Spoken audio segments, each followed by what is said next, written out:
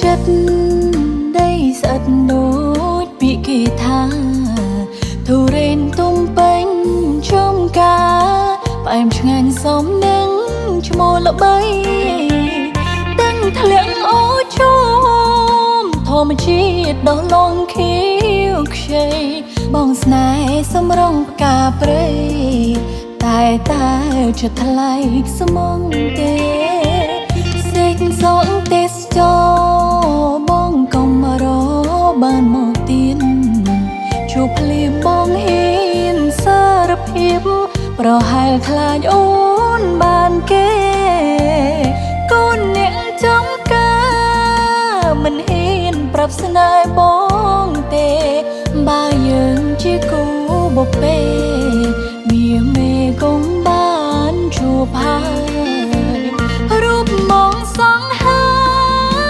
មកប្រាថ្នាអីរូបខ្ញុំ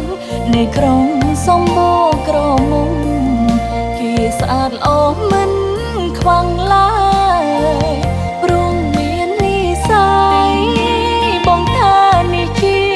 ចាំឡើយបេះដូងរកមិនចង់ឃើញហើយបណ្ដោយវេលាមិនបានសូមតែលេងផ្ទាំងសូមជួបសូមពេញចាំងទុំស្នេហាកំឡុងក្រមុំគោរពតែតាមលំអាខេត្តបាត់នំបងនាំបងមកជួបកលាស្ទឹងក្រញungជាផោះតាសូមសាងស្នេហ៍នេះតទៅ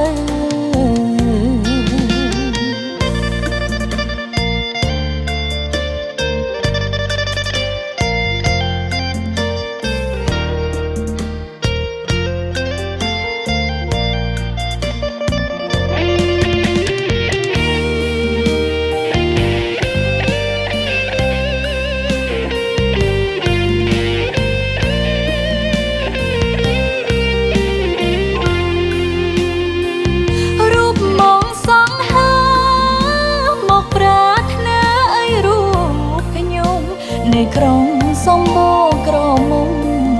គេស្អាតល្អមិនខ្វងឡើយ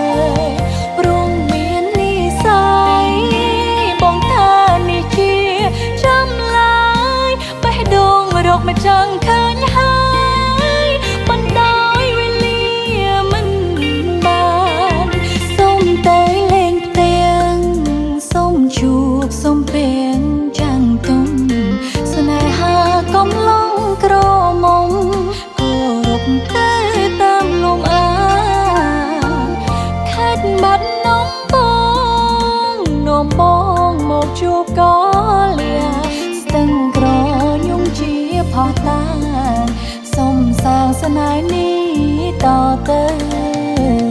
ខេត្តបាត់នំបងនាំបងមកជួបក